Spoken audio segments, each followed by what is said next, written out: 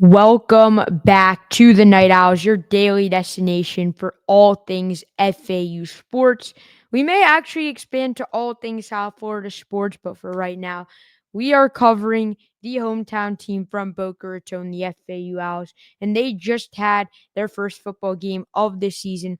As you guys know from yesterday's episode, they got annihilated, absolutely destroyed, whatever word you want to call it, against the Maryland Terrapins. And this was a bit of a shock to me. I mean, the spread was 14 and a half points. We were all feeling pretty confident for the whole entirety of the FAU fan base. And if you look at the last three Big Ten teams FAU had played prior to this Maryland game yesterday, they had lost by an average of just 4 points overall in the last three Big Ten teams and opponents that they faced prior to Maryland. They beat Minnesota just a bit ago, which is a Big Ten win. And this year's team I thought was stronger than last year's team and more talented than last year's team. And last year's team lost to a Big Ten team in Michigan State at a night game in a more hostile environment by just 6 points, while this team got blown out by 33 points. Now we're going to recap it, talk about what went wrong. We gave our instant reaction yesterday, but I'm going to give a more in-depth reaction. So the game started and FAU was playing pretty solid throughout the first and second drive. The first drive happens, Caden Velkamp, he starts hitting Easton Messer, and we are all very happy. They get into Maryland territory, and I'm thinking to myself, we could actually win this football game. And we're inside their 25. Velkamp draws Maryland's defensive line offside a few times. Then it comes to 3rd and 4, and Caden Velkamp decides to hand the ball off to Jamari Sands. He gets stopped, and it would have been 4th and 3, 4th and 4, maybe. I don't know if Jamari got any yards there, and we would have kicked the field goal there, gone up 3-0. But it's an offside call again on Maryland. Caden Velkamp was clapping before the snap, which was really hard for Maryland to not jump, and they couldn't stay onside. So overall, FAU had a good first drive. They then get inside Maryland's 10, and Caden Velkamp goes 3 plays, 3 incompletions. They're at Maryland's 4, and it's 4th and goal, and you can't get it in 3 times already. So you got to take the points, right? And Zach Kelly, the 33-year head coach, I get it.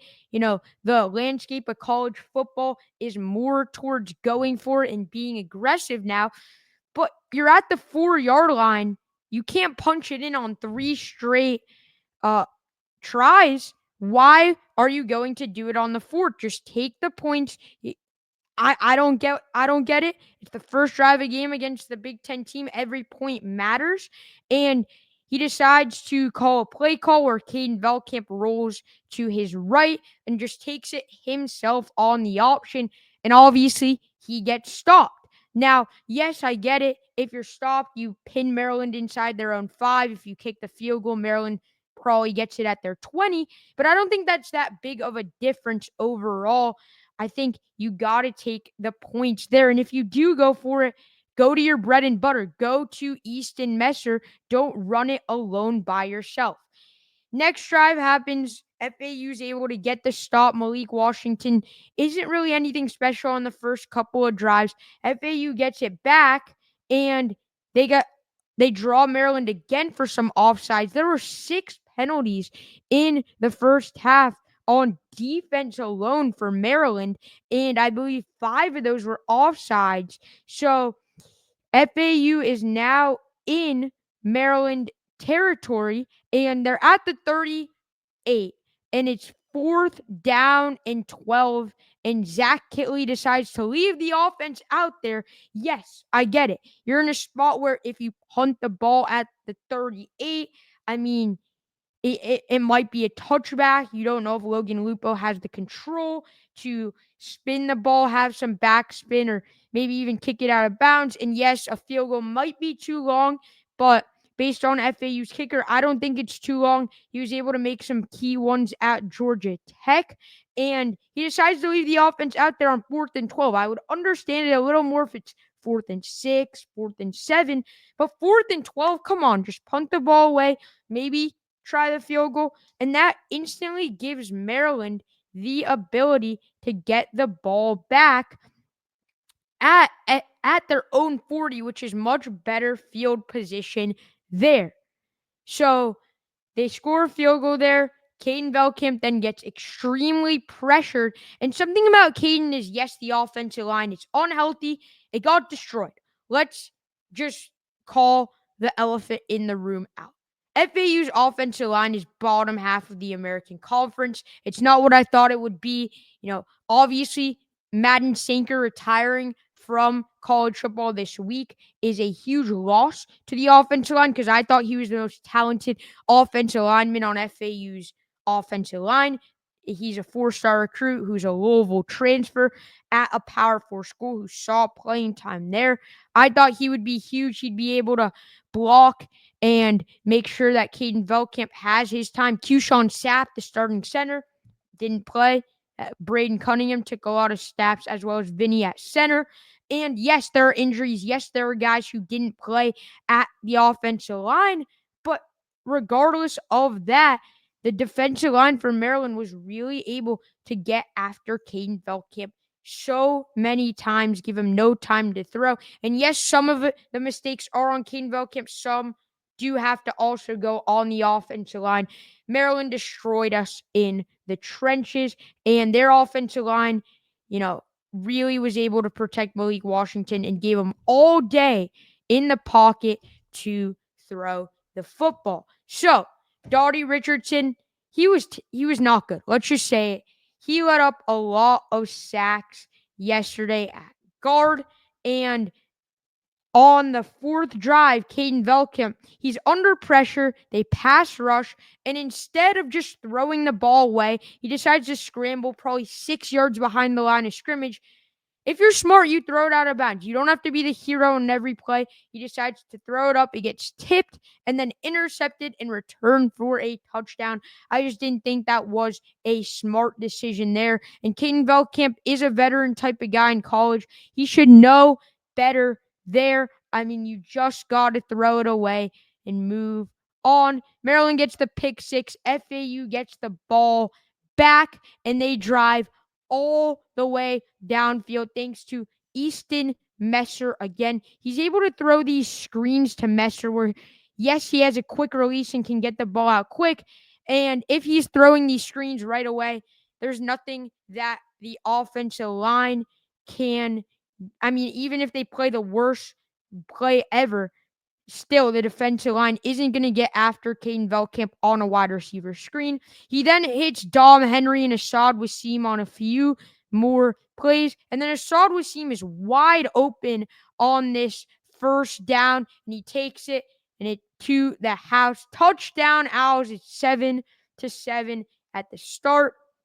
And that's how Caden Velkamp, how I was feeling about him was so high after that drive, because right after the pick six, he's able to rebound, lead this team downfield to score a touchdown, which is huge. After that, I mentioned the 4th and 13 where Kitley went for it. That led to a field goal. Maryland goes up 10-7. They then pin FAU at their own 3 with a nice punt from their punter. And their special teams looked really good. They have a really good kicker in O'Reilly, if I'm not mistaken. I think that's his name. He was really good, making so many 40-plus yard kicks. So, special teams could be the difference in games, and Maryland special teams were pretty solid yesterday. They pin FAU inside their own 3. Caden Velkamp to safety. Again, offensive line. That one's on the O-line. Then you go down 12-7. Maryland scores a touchdown. And here's when Malik Washington finds the way to exploit this FAU defense. And yes, some of it has to do with the defensive line not being great. CJ Doggett really wasn't able to get after Malik Washington, nor was Bryce Langston. I thought we'd see more from Deshaun Batiste or Josh Roberts. We really didn't on the D line. And Maryland's offensive line, I mean, they destroyed this FAU defensive line. They won that battle by a lot. So Malik Washington, he is 6 seconds to throw. He's just going to throw the drag underneath to Dorian Fleming time after time, or Jaleel Farouk, the Oklahoma transfer, or Octavian Smith. He's just going to be able to find them on those drag routes underneath. And these are like 4-yard drag routes. And FAU is forced to tackle these Big Ten guys, and they can't. There are a bunch of missed tackles. I thought Therese Reed was able to tackle well, but when you look at the rest of the secondary, we really weren't able to tackle. Yes, Stoltzky was injured a little bit, but he still played, even with him being banged up. Zion Parrott could have tackled. I was expecting more from Derek Rogers, couldn't tackle. Wendell Fillard, he was not bad at all, but Therese Reed is the positive on the defensive side of the ball. And when Malik Washington could figure out that he just needed to throw these drag routes over the middle, and FAU couldn't tackle, that's what they did time and time again. They didn't really rely on the running game, did Maryland. Nolan Ray, I thought he'd be more of an impact player in the game. He really wasn't overall. It was more through Malik Washington in the passing game. Yes, we saw Malik use his legs a little bit, and we saw 4 quarterbacks in the game for Maryland. With or 3 with Christian Martin, Malik Washington, and then their 4th stringer that they played at the end. And Malik, I thought that he played pretty solid overall. I think he should be pretty happy with how he performed in his first start, especially against this defensive line, who I thought was the top of the conference. And when they found that, it was just from there, they took off and there was no stopping them. FAU's offense couldn't put anything up. It was Caden Belkamp, and one of the interceptions, he just completely threw way behind Dom Henry. I mean, I don't know what he was thinking there. Henry is running on a slant, and he throws it way behind him, and Henry's not going to change his direction that quickly. It goes right to Maryland's defensive back there. Then there was one interception where Velkamp had a miscommunication with Messer, and that was picked. There was one that hit the ground that should have been a pick. It was not a good day for Caden Velkamp. Yes, he didn't have that much time to throw. And against American Conference defenses, I expect him to have more time to throw overall. But to be honest, I think he has a lot to improve on. I think he's got to throw it away sometimes. And I was surprised FAU didn't lean a little bit more towards the running game. I know it wasn't that good through the first couple drives, but we didn't really see too much after those first 2 drives. And yes, it's because you're down and you want to pass the ball so that the clock, if it's an incomplete pass, you get the clock to stop. And I think that, we got to lean a little bit more towards that running game against Florida A&M. Jamari Sands was the best back. We saw Caden at the end there. He was able to average 5 yards a carry, 5 carries, 25 yards. I thought he should have been playing more. Xavier, wasn't too impressed with him. Under 3.2 yards a carry, which isn't ideal for FAU overall. But if it was me, I would have leaned more towards the running game. So let's talk a little bit about the season. Is the season over? And in my opinion, no. All of FAU's goals are still ahead of them. They lost 1 game throughout this whole season, and it's to a Big Ten team that they were double-digit underdogs in against the road in College Park. No, the season's not close to over. I don't think too many people were expecting FAU to win besides me and a few of the fans, and Nick Saban, even on College Game Day, had that as his super dog. But other than that, I don't think this is too big of a loss. This is a game that's non-conference, and FAU wasn't supposed to win this game. Now, if FAU is able to win out, will they make the college football playoffs? There's a chance.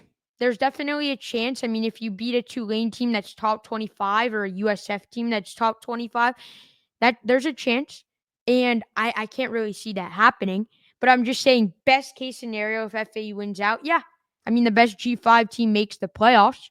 So you win these next 11 games, you take it one game at a time. I mean, yeah, I could see it happening. And I don't think FAU is going to be a double digit dog in any game for the remainder of the season besides at Tulane. I think USF will be within single digits, maybe 8.5, 9.5.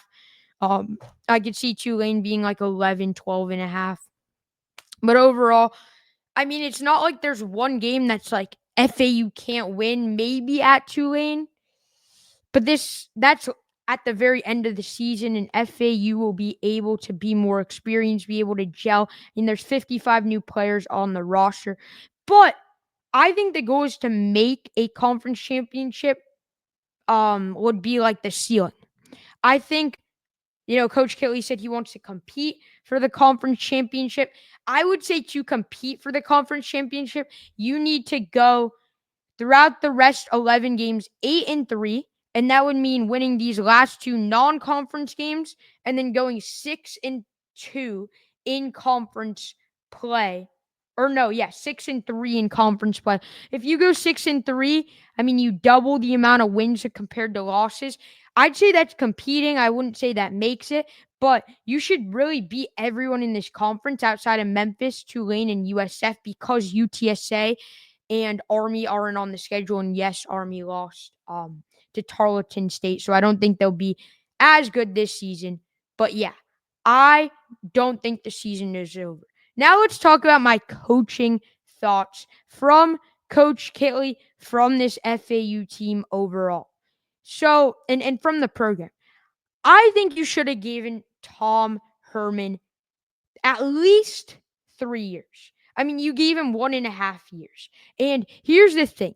This is a Tom Herman guy who's won everywhere he's went. He won as an offensive coordinator at Ohio State. He won at Houston. He won at Texas. He had something like a 58-29 head coaching record before FAU. He takes the FAU job. First year, he wins 4 games. I mean, first year, and everyone left to the portal. Yes, you had LaJohntay Wester, but you had a new quarterback. Casey Thompson got injured. I mean, you had to play Daniel Richardson for the rest of the season, and I don't think there's too much to blame there. I think year 2, yes, we wanted him to do better than going 2-7 to start, obviously. But again, it's year 2. He said he wanted to compete. I think you give him the rest of the year. Maybe we end it, 4-8 again. And then in year 3, if he doesn't make a bowl game, yes, you can pull the plug. I think that what Willie Taggart did, he went 5-3 year 1. That's a really good year for FAU. Year 2, he goes 5-7.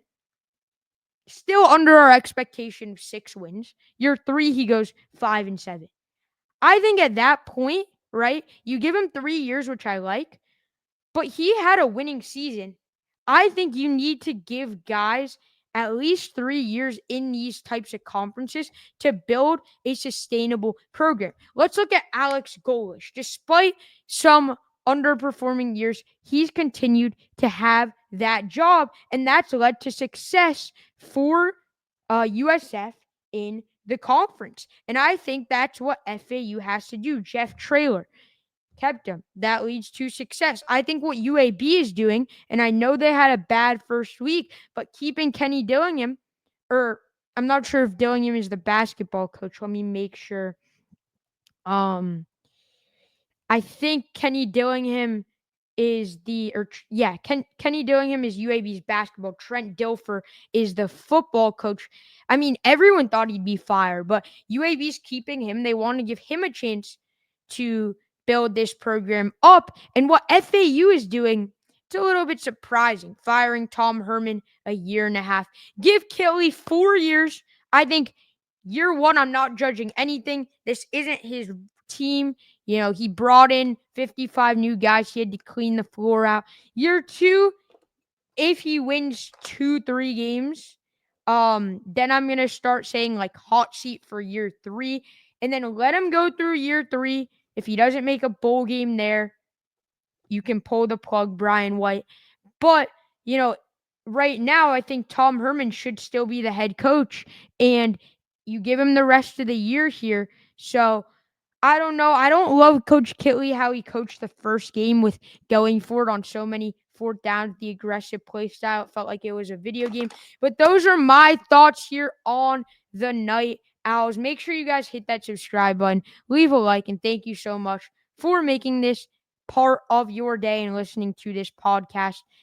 See you guys in the next one. Peace.